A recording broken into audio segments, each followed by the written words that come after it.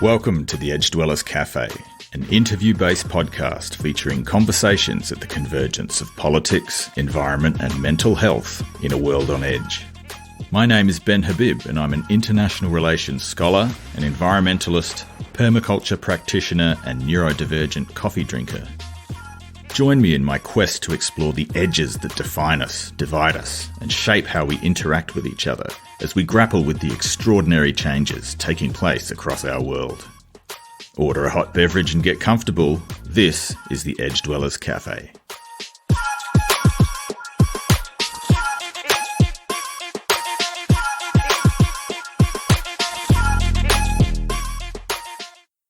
Greetings, Edge Dwellers. I'm extremely lucky to be surrounded by a number of extraordinary people in my professional orbit. And one of those people is Hyein Ellen Cho. Hyein is a PhD candidate at Monash University, with research interests in the Korean diaspora in Australia, domestic and family violence, and North Korean migration.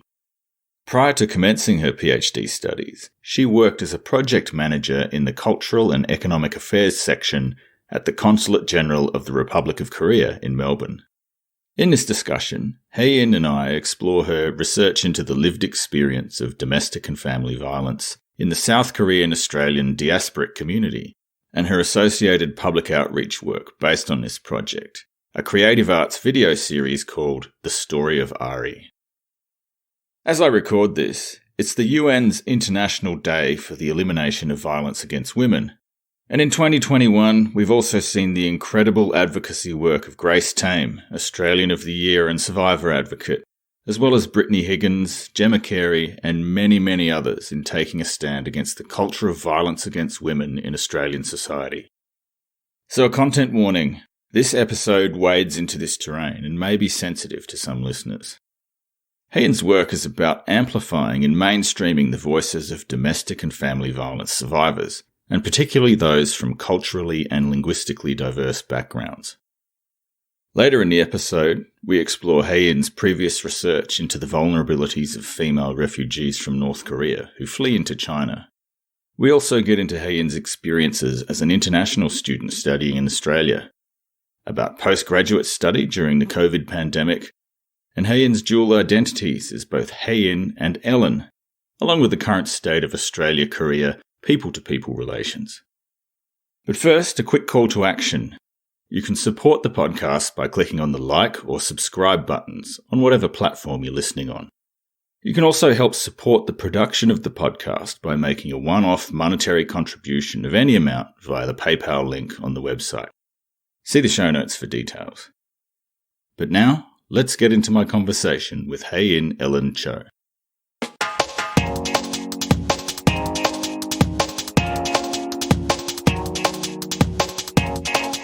Edge Dwellers Cafe.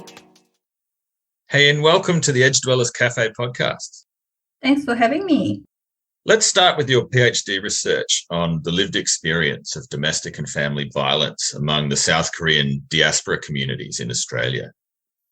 My PhD project examines factors that prevent Korean victim survivors from seeking help, as well as how effectively the Australian institutions and Korean Australian community respond to victim survivors when they do seek help.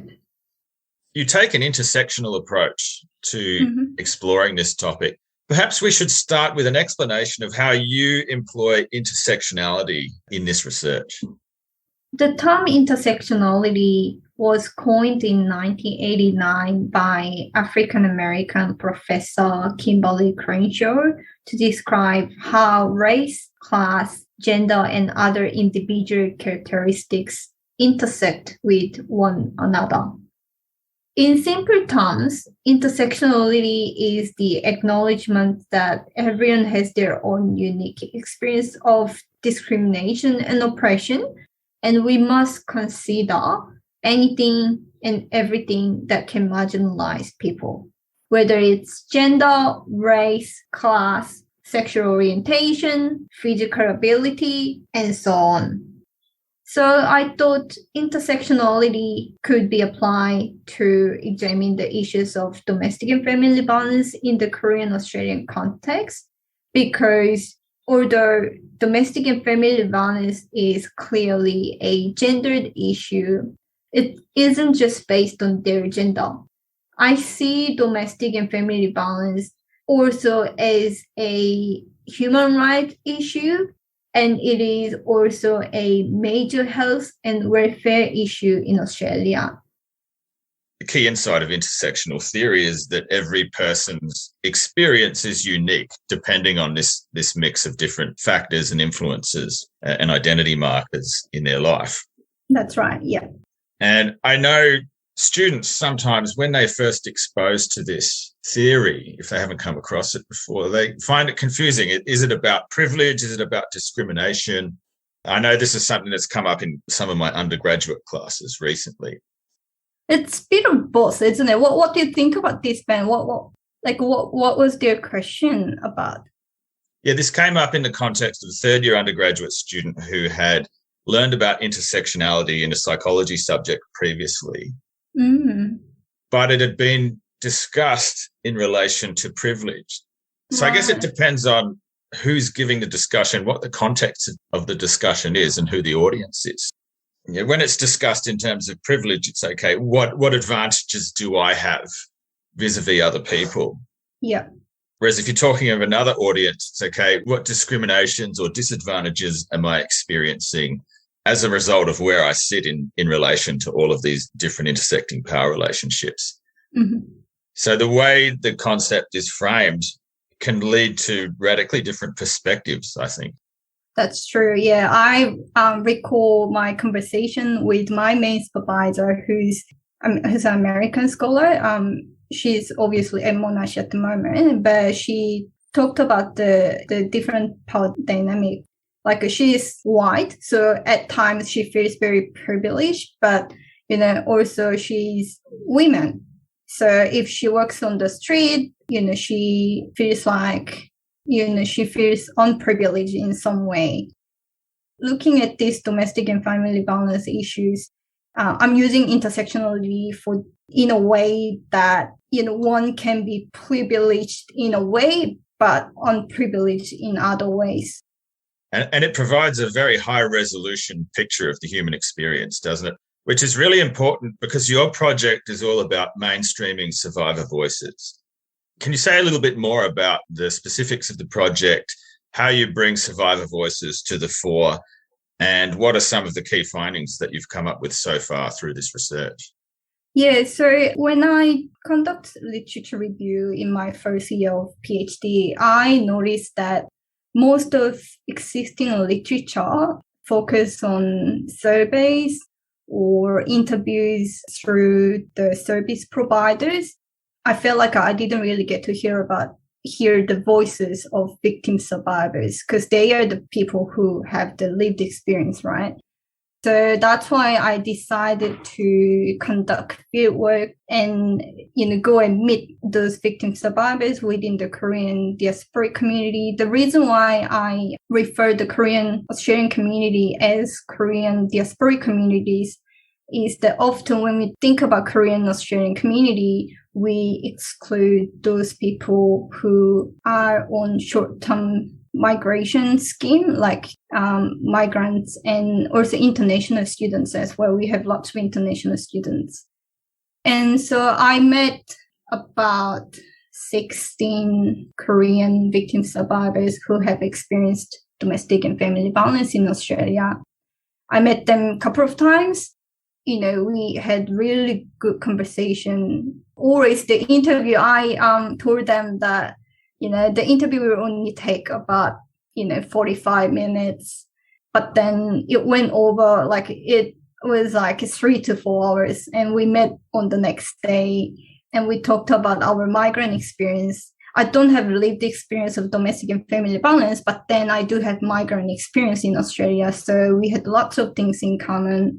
I learned a lot from them. And I noticed that how the sector workers view domestic violence is somehow different to what victim survivors actually feel about. So those people who I met, many of them were really, when we think about victim survivors, not always, but we often portray them as a passive victim who doesn't know the system, who doesn't speak good English, who doesn't work. But that was not true. These people were really amazing people who were highly educated, who spoke really good English, also had the agency to actually navigate the whole process. So that was something that I found out. And through my research, I tried to argue that we need to really mainstreaming the voices of victim survivors. One of the core messages from my work is that we need to have our society and laws listen to the voices of victim survivors, because victim survivors were given little platform or voice in both policy and practice. And I believe this reflects an ongoing neglect of victim survivors in the decision-making process. Often you don't hear from those who are from culturally and linguistically diverse community in particular. Grace Tame was also prohibited from telling her story, which means that our society and law again have silenced victim survivors. I strongly believe that we need to build a society where victim survivors of any types of violence, regardless their gender, class, or ethnicity, can speak without fear. As a researcher, I believe my role is to amplify victim survivors' voices and show their strengths to the wider Australian society.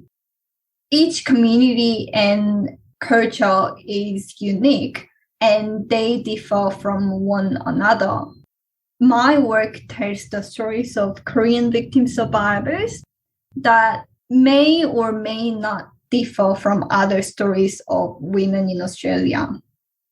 There are other wonderful researchers who are working on it with other communities.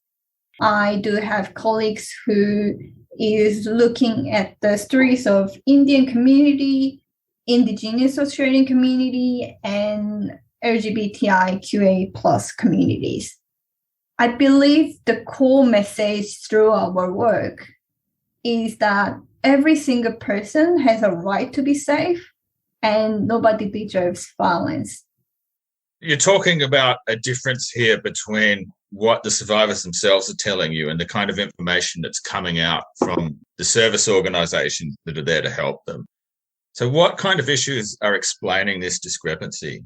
Yeah, so the sector workers normally place emphasis on the culture, but then victim survivors were telling me that I did seek support, but then I was turned away from the service organizations. So they were like, it looks like a rainbow. I don't know whether it's a Korean term, but they were like, when you look at the service organizations pamphlets or like flyers, it looks like they can do everything for victim survivors if they leave immediately.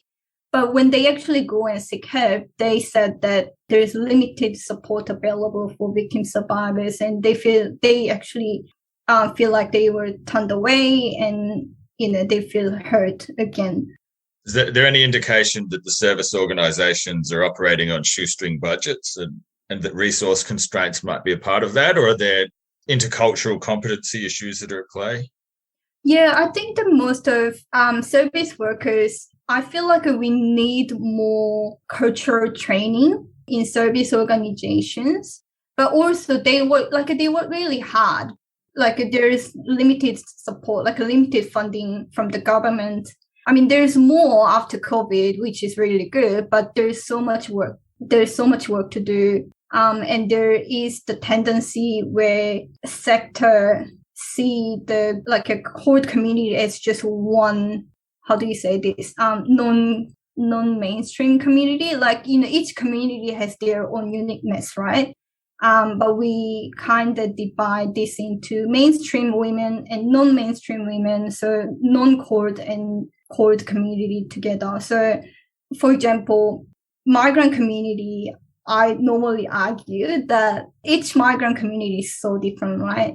But there's only one stream for services which targets migrants and refugee women. And refugee women obviously, comes with different migrant journeys. They might need different resources and different needs. So I think we really need to work more on that. What are the unique issues that are confronting women from the Korean diasporic community? I didn't really see much issues that's specific to Korean community, if that makes sense. I saw a lot of migrant issues, which other migrant women can also experience. But for Korean community, because Korea is one of the community groups which have working holiday visa holders, right? So it's only like 6 countries in together that's got the working holiday visa. And often those working holiday visa holders come here to, have holiday and working experience. And then they meet someone here and they marry someone, and then they experience domestic violence in some cases. So that's something that we really need to pay attention to, because these working holiday visa holders don't have permanent residency here, and they have limited support from the Australian institutions.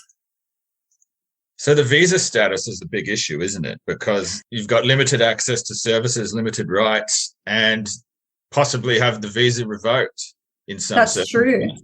That's true. Yeah. So visa is a big issue, because if they have children, that means that if they want to leave their perpetrator, their partner, they can't really take their children back to Korea, or they can't really get to stay in Australia either, because they don't have permanent residency here. So domestic violence, I can't remember the exact name, but domestic violence permanent residency scheme is available, but it's only available for those who are on the partner visa. So you did field work speaking with survivors in Sydney, Melbourne, Brisbane, Perth and Adelaide. Mm-hmm. Now, I know from previous conversations that we've had that the Korean diasporic community is predominantly located in Sydney and Brisbane. That's where the biggest concentrations of Koreans are, less so in Melbourne and Perth and Adelaide. Did you notice any different patterns across the survivor testimonies depending on which Australian cities that they were living in? No, that's actually a really interesting question. No, I didn't notice different patterns, actually. For people who were in Sydney, they obviously have more access to bilingual workers, less so in Melbourne and Brisbane, but their experience were quite similar. Speaking of patterns, South Korea is going through its Me Too movement over the last couple of years. Have you noticed any patterns in the survivor testimony from people here in Australia versus some of the things that are described by survivors in South Korea? I haven't spoken to the Me Too movement activists in Korea, but in here, what they were saying was they didn't really notice. They knew what the domestic and family violence was, but they didn't really see their cases as domestic and family violence. Also, they argued that there needs to be more campaign and training for the Korean community, because most of my informants, what they were experiencing was domestic violence when they met the service worker, like social workers. Yeah, that's an interesting question to unpack, is why didn't they recognize that kind of abuse as abuse? Because when we think about domestic and family violence, we always think about physical violence, right? But domestic and family violence includes other types of violence as well. For example, emotional, financial abuse, and all verbal abuse, and all other types of non-physical violence. So when you're in that situation, it's really hard to see a clear picture of what you're going through, and I can really relate to that. I can understand that. The community's response to domestic and family violence is really important. So in your field work and in the research interviews you're doing, you're asking the survivors to step into a really vulnerable space to disclose their experiences and the traumatic things that they've been to. What kind of things did you have to do in order to create that safe space for them to step into? I spent lots of time to build the trust relationship with victim survivors. Obviously, as a researcher, you have to go through ethics approval, and you also have to think about all the everything that to minimize risk to interview participants. But then what I did was that I introduced who I am. So instead of saying that I'm a researcher from Monash University exploring the issues of domestic and family violence, I told them I was born and raised in Cheonan, South Korea. And then I came to Australia at the age of 18. And ever since that, I've worked and studied in Australia. And then, how I got to do this research. In the first maybe 10 to 15 minutes of the interview, I asked them to just ask me questions, ask me anything, really, so we can get to know each other. What I'm really thankful about them is that after each interview, because I'm probably younger than most of them, and some of them brought me some banchan, the Korean side dish, because they know that I'm doing field work in Sydney and Brisbane on my own. So that was really nice. And, some people, if we meet again, they get me some bread and, food, and it was really nice. Yeah, and I do keep in touch with some of them as well. I try not to bother them a lot because I don't, obviously you have to have the boundaries with your interview participants. But at the same time, if anyone contacts me and, updates me with their children or anything like that, I do keep in touch with them. It's really nice. As a side project to your PhD research, you've started doing a really interesting digital collaboration with Junbin Lee called The Story of Ari. Can you tell us a little bit more about that? Yeah, so this project, I would say, came out of nowhere, really. So June and I did a domestic and family violence leadership program together. So he's a filmmaker. So we caught up for a coffee, and he asked me about my research, and I told him that, I'm not quite sure how I can give it back to the community as a researcher. Because obviously when you do your research, you get it published in journal articles or as a scholarly monograph. But I felt like I received so much from the community, and I felt like I should give it back to the community, and I wasn't quite sure how I should do this. And then June said that, if you want your project to be transformed in a creative art format, and I didn't quite understand what creative art format he was referring to, but he said, contact me. And we actually put an application together for Creative Victoria, and we got the funding to actually turn one of the story into a 3-part video series. So that's how we started.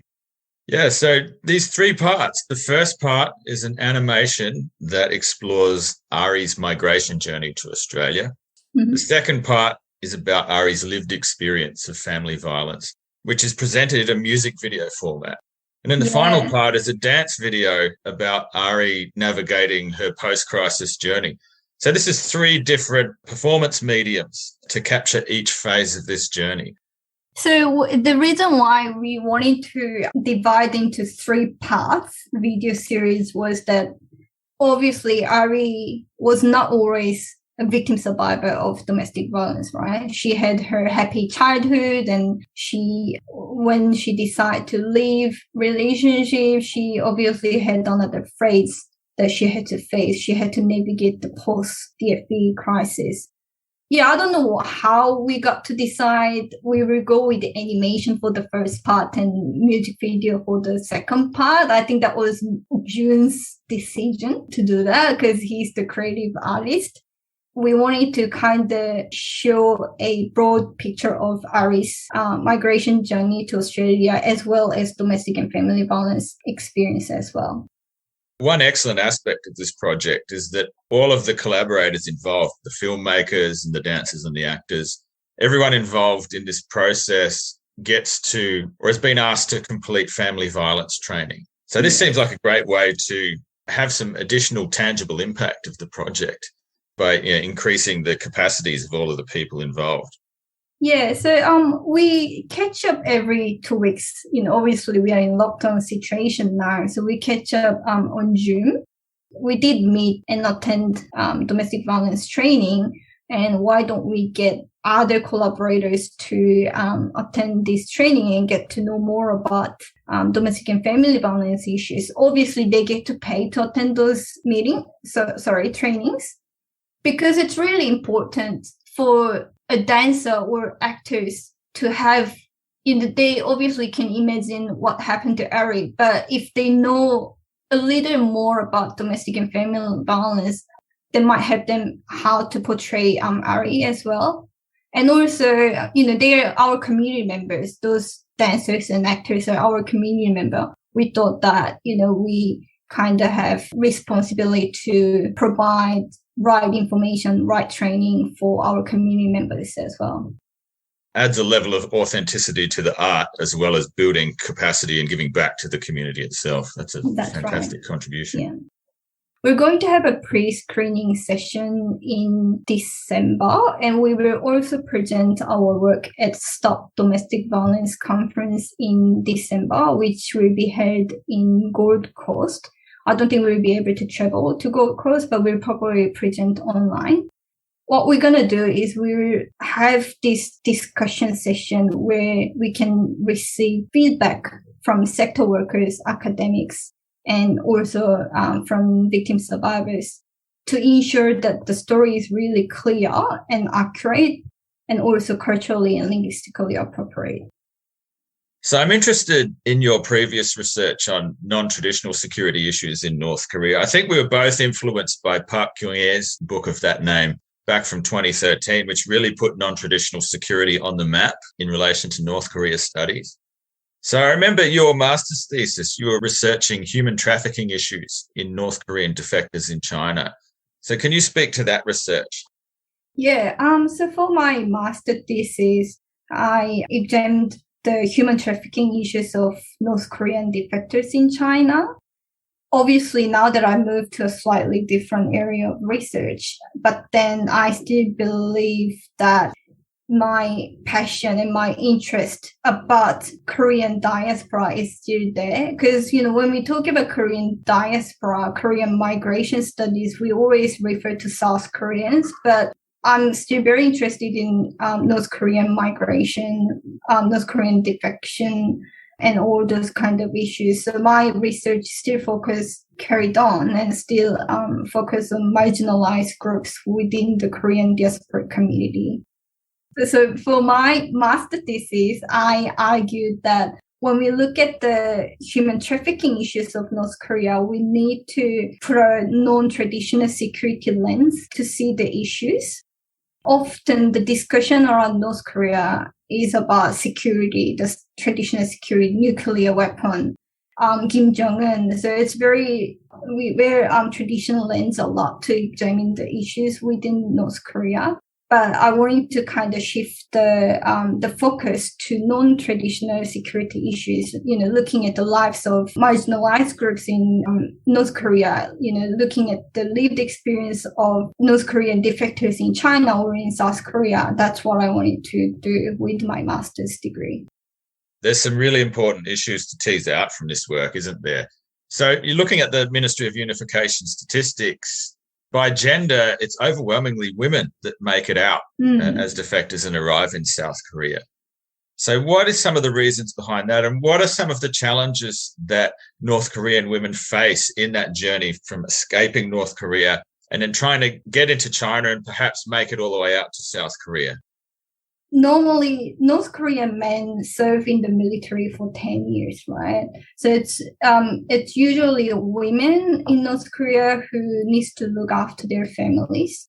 So they choose to go overseas, obviously illegally.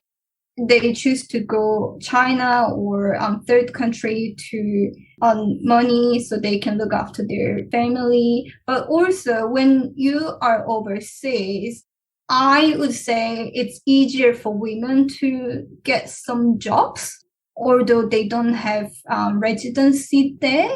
that's another reason why there are overwhelmingly more female defectors in China and South Korea.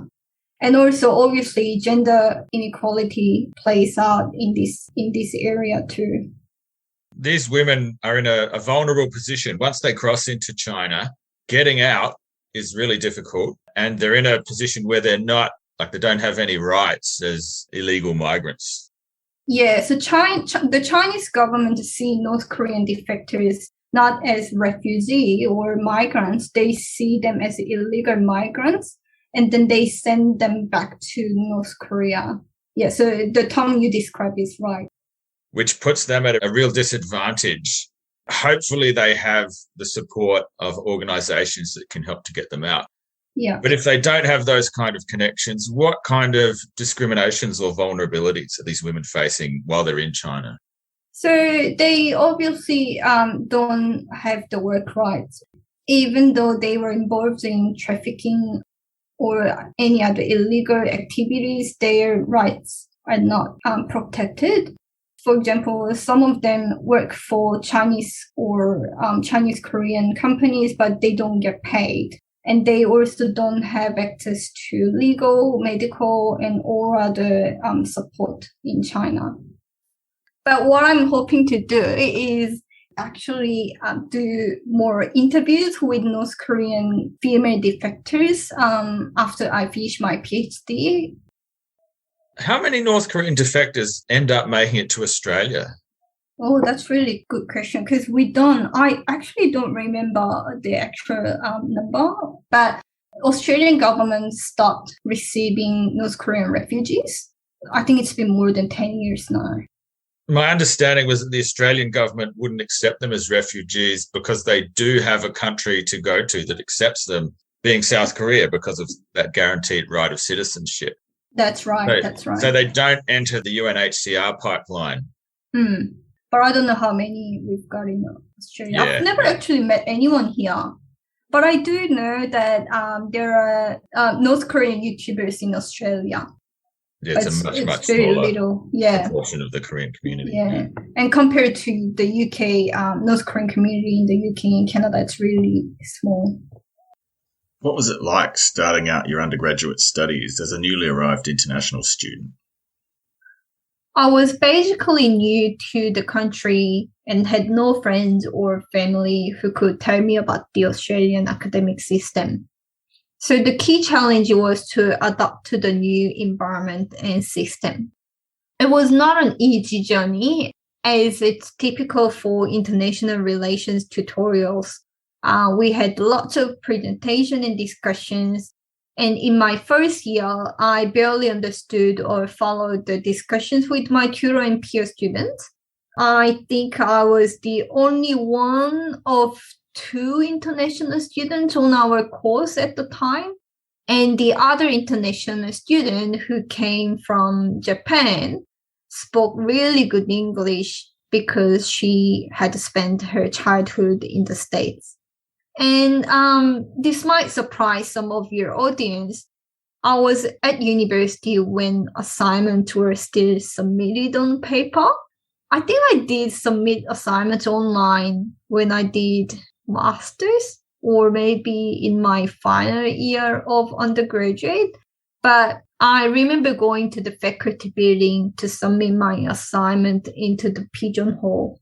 So what I did was I bought a voice recorder and recorded every single lecture. And after I finished for the day, I came home and then I listened to it again and then transcribed it to text. So these days you have you have good software programs where you just upload your file and it gives you a transcription in a couple of minutes or hours. I didn't have the luxury of it. So it was really time consuming, but that was the only way I could understand the whole lecture and prepare for my assignments and exams as well. So the good thing about this was that it provided perfect notes for my final exams in the first year, but I don't think we had many exams in the final year. And I do still have those notes, and I'm happy to show you next time when I see you, Ben. I guess writing in a second language is really difficult, right? Writing your thesis in English is really painful. It never gets easy, and I have to admit that I still struggle a lot with it today. It's really frustrating because many times I end up writing a couple of unfinished sentences that I know do not make sense at all. But I realized something while teaching Korean language at Monash University. As you know, I teach Korean language at Monash.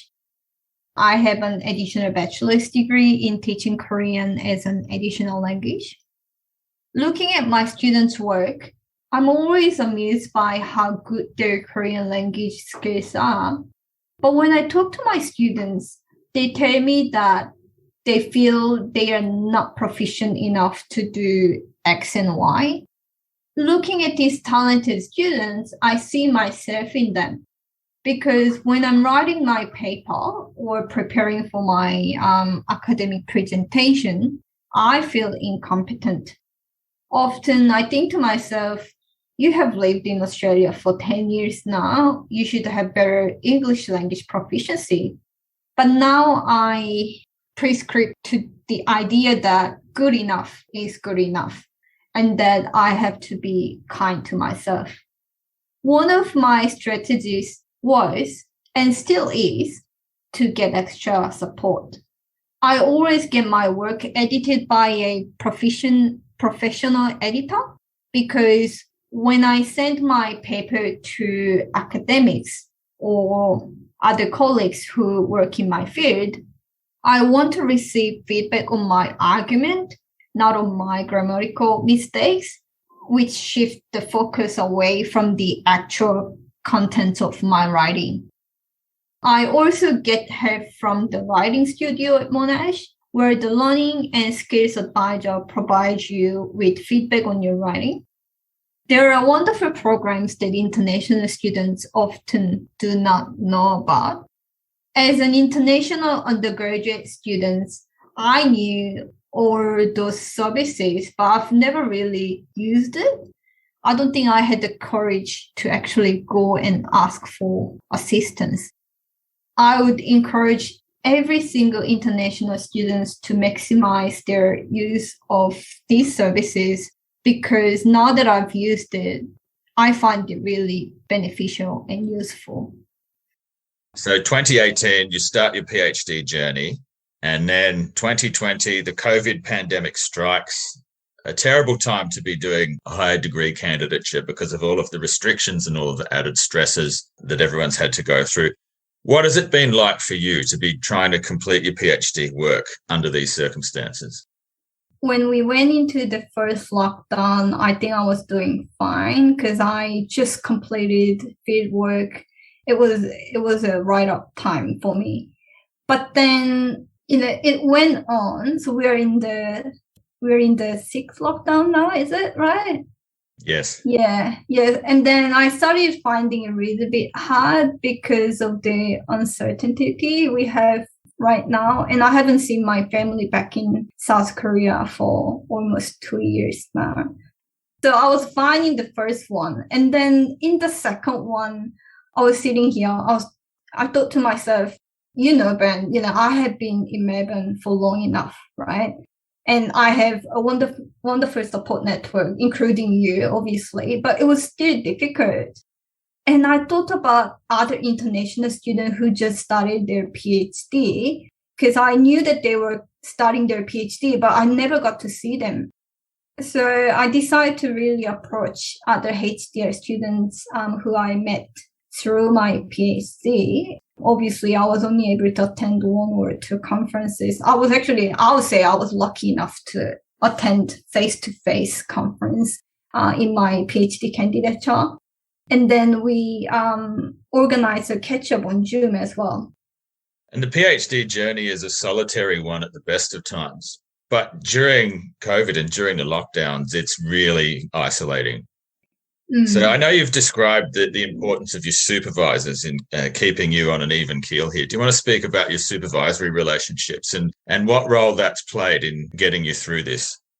Yeah, so I'm really, grateful to have my supervisors, Professor Caroline Stevens and Associate Professor Andrew Jackson, who checked in with me every 2 to 3 days. We just had a normal conversation outside of the supervisory meeting, which I have every 2 weeks. But, just talking to them on the phone made me feel really relaxed. And, we didn't talk about my research. We talked about, life. And I got to know more about my supervisors as well on a personal level, obviously, and what it was like for them when they were doing their PhD.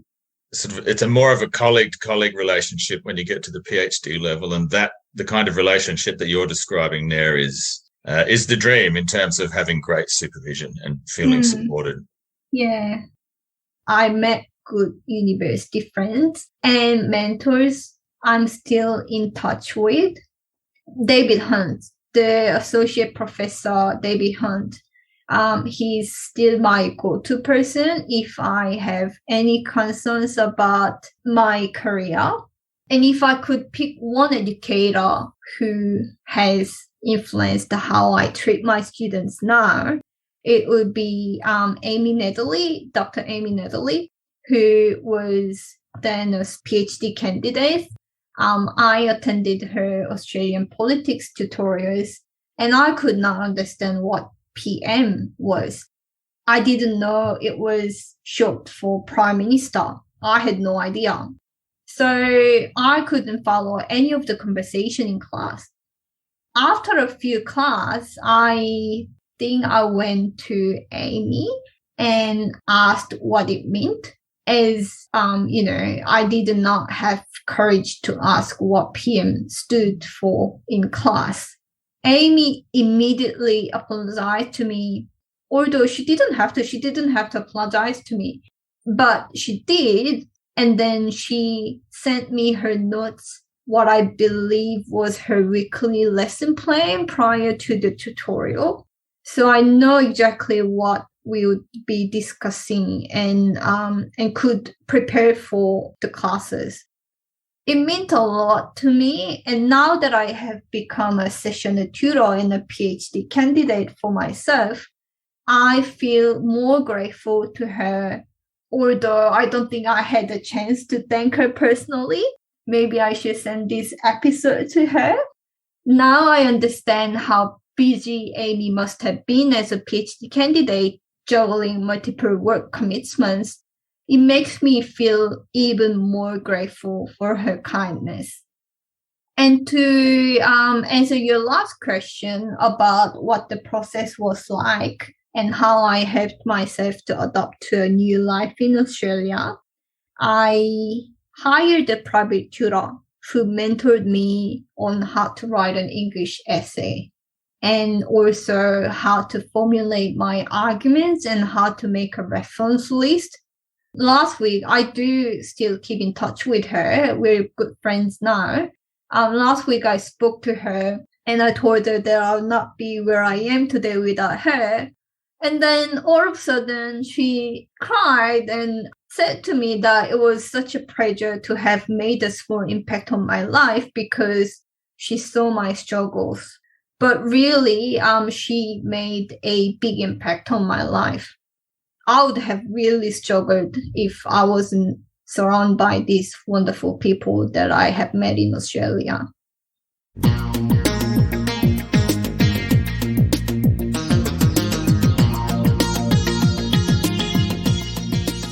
The Edge Dwellers Cafe.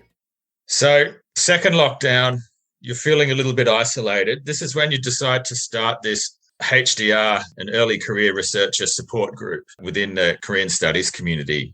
So it was, I think, December last year, so December 2020. I co-founded a Korean studies HDR, ECR support group. So HDR, obviously higher degree research students and early career researchers support group. So I spoke with my two colleagues, Dylan from Victoria University of Wellington and Shona from Monash University. We just talked about, how difficult it is for HDR students, and we thought that maybe we should organize a Zoom meeting and, talk about how we're doing, just checking in ourselves. We communicated it through Korean Studies Association of Australia. 13 Korean Studies HDR students showed up for the first meeting in December 2020. And we thought it was just going to be three of us really turning up. But then we had 13 students turning out. We didn't know who they were, but they just turned up. And I noticed that just 5 minutes before we started our session. And I remember me and Dylan and Shona were like, what are we going to say now? Like, do we have to have an opening or something? Do we have to have a topic to discuss? It was really a powerful session that, all of us, because we didn't even know that we had that many Korean studies HDR students in Australia and New Zealand. And it was really good.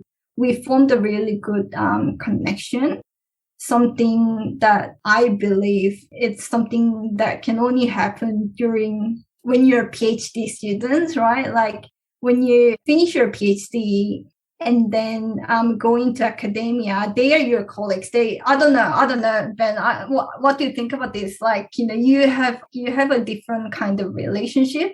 But if you meet people while during your PhD, they are your friends. They're more than colleagues. Yeah, you have a bond because you're going through the same experiences at the same time and you've got something to relate to. And you're not yet made jaded by all the institutional bullshit of higher education. Or you don't get subsumed into the personality wars or the institutional politics. That's right. That end up sucking you in when you get into academia proper. Yeah. Even for a postdoc position, you'll be competing each other, right? I mean, after you finish your PhD, but while you're doing PhD, I think, like you said, we have a special bond together.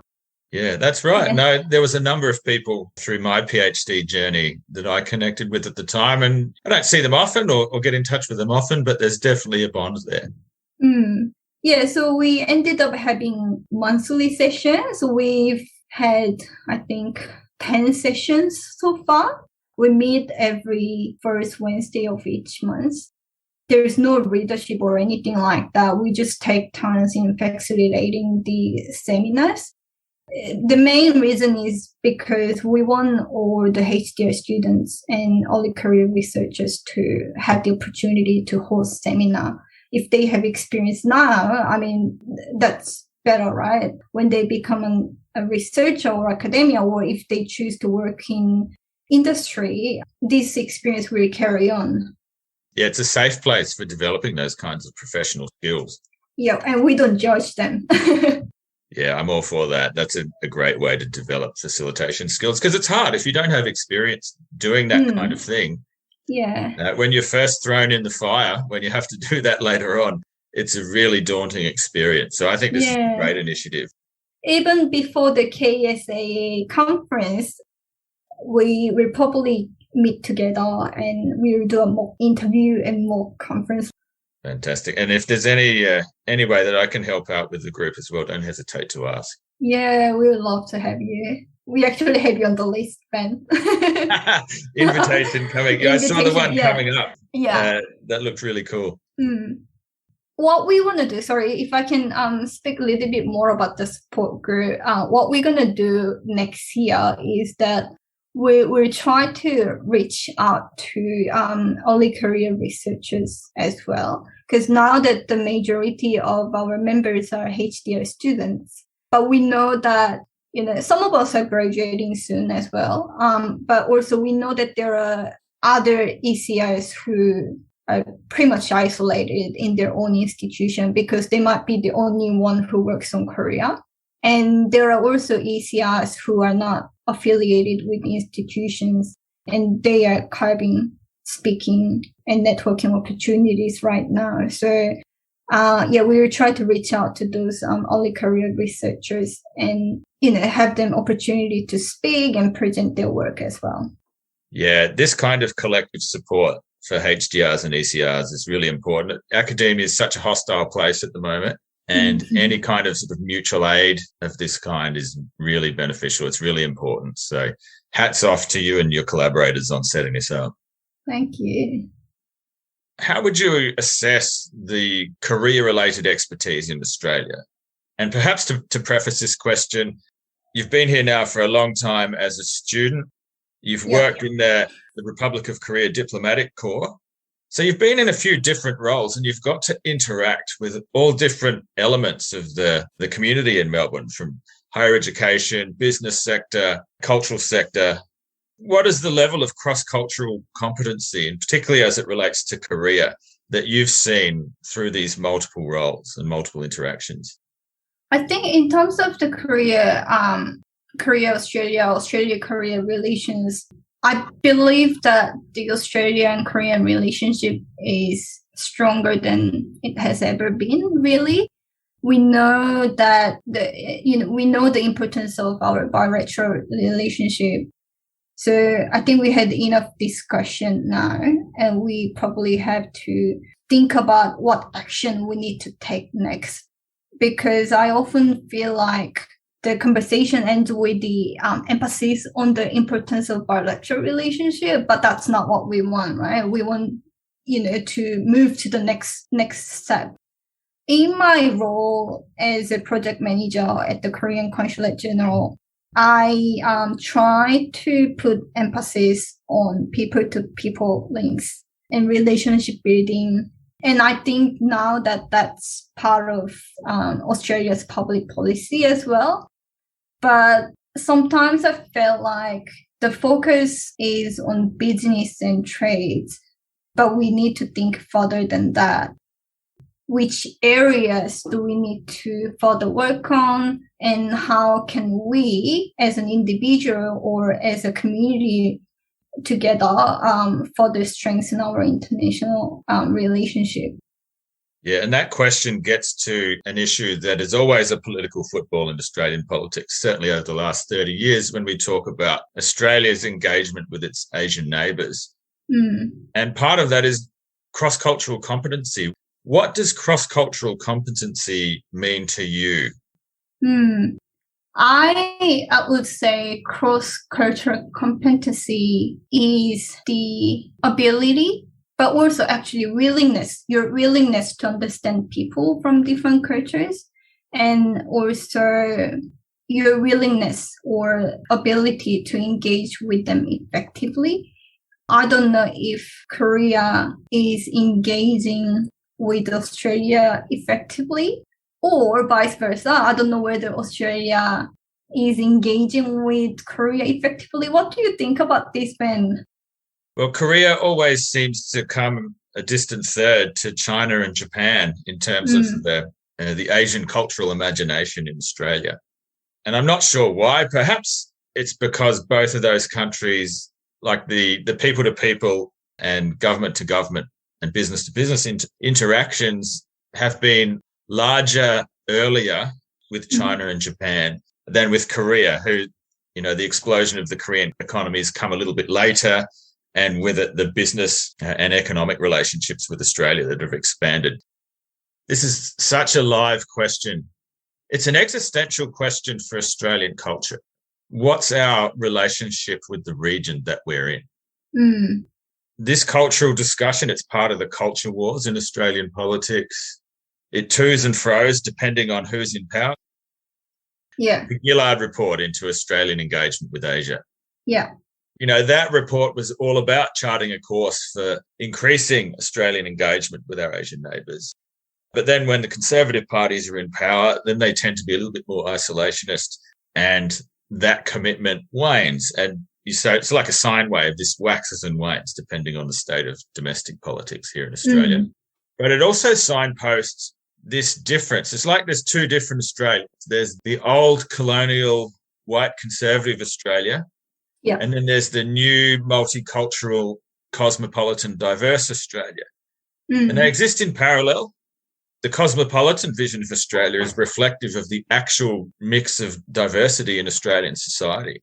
And the old vision is more embodied in the institutional makeup of Australia. So there's always this tension between these two Australias. This question about cross-cultural competency, this question about Australia-Korea relations is always nested in the politics of this issue.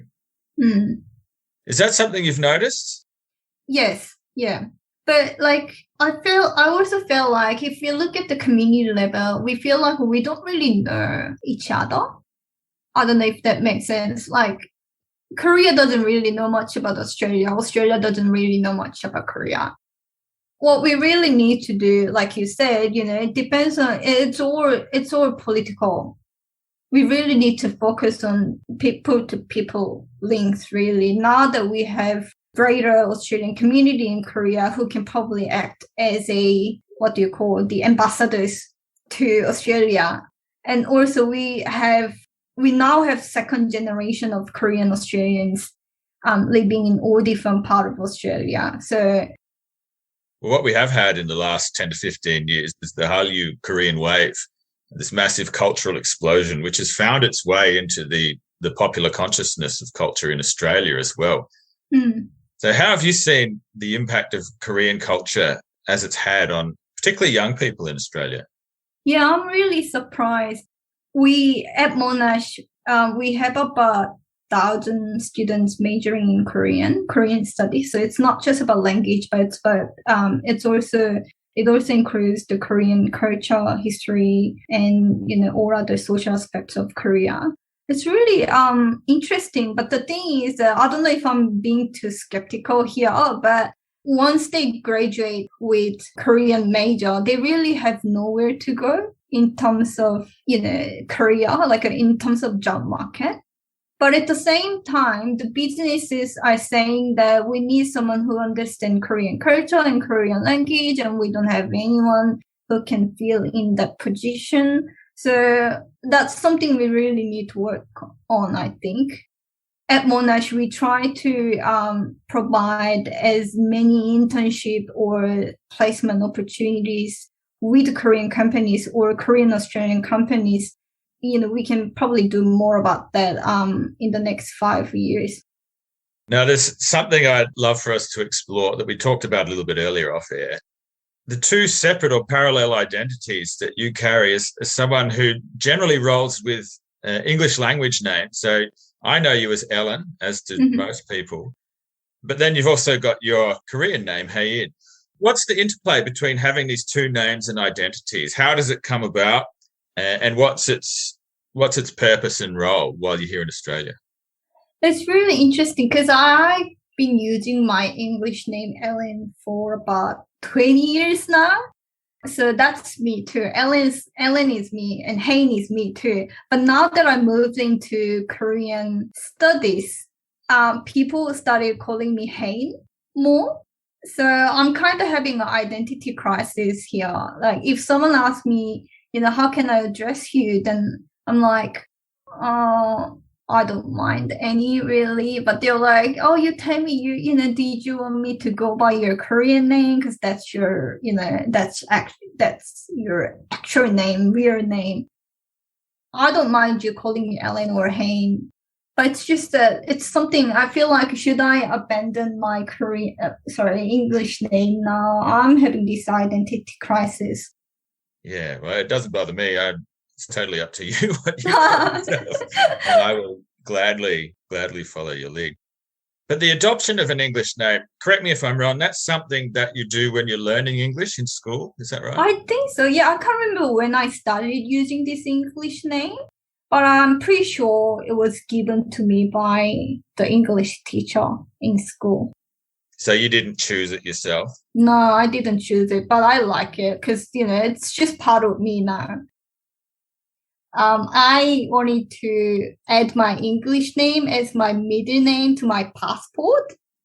And the South Korean Ministry of Foreign Affairs said no, they rejected it. Is that purely a cultural thing because there are no middle names in Korea, or what was the thinking there? What was it? I think part of it is cultural aspects, but also because I have too many international travel records, they said they will probably become legal issues as well. Let's talk briefly about your experience working with the ROK Diplomatic Corps. This is the context in which we met. That's right, yeah. I worked in Korean Consulate-General in Melbourne for about, I think, 4.5 years from 2014 to 2018. So I finished my bachelor in Australia and I was a locally hired staff member there. The beauty of being a locally hired staff member is that you don't really have to move to another country after 2 and 3 years in the post. So that means that you get to really know this particular country and become a specialist in the country that you work in. Also, this means that I got to build a wider network within, stakeholders. I met you through my work as well. And I always met new people, like almost every day. And I really enjoyed working at the Korean consulate because as an international studies student, I did BA in international studies. This is something that you get practical experience in diplomatic sector. And it was really interesting. But it was really challenging as well because we only had about, I think now they have 12 staff members, including 2 diplomats from Korea. But then when I was there, we only had about 7 to 8 staff members looking after Victoria. And we did lots of events, research seminars, lots of delegations from South Korea as well. So it was very fast-paced working environment, but then I really enjoyed it. I was lucky in a sense because, these days you don't really get to work in the industry that you hope to work in as a university student. But I did bachelor in international studies, and then I worked in diplomatic sector for 4.5 years. So that was really, I was really lucky in that sense. All right, Hyein Cho, thank you so much for joining us on the Edge Dwellers Cafe. Thank you. Thanks for having me.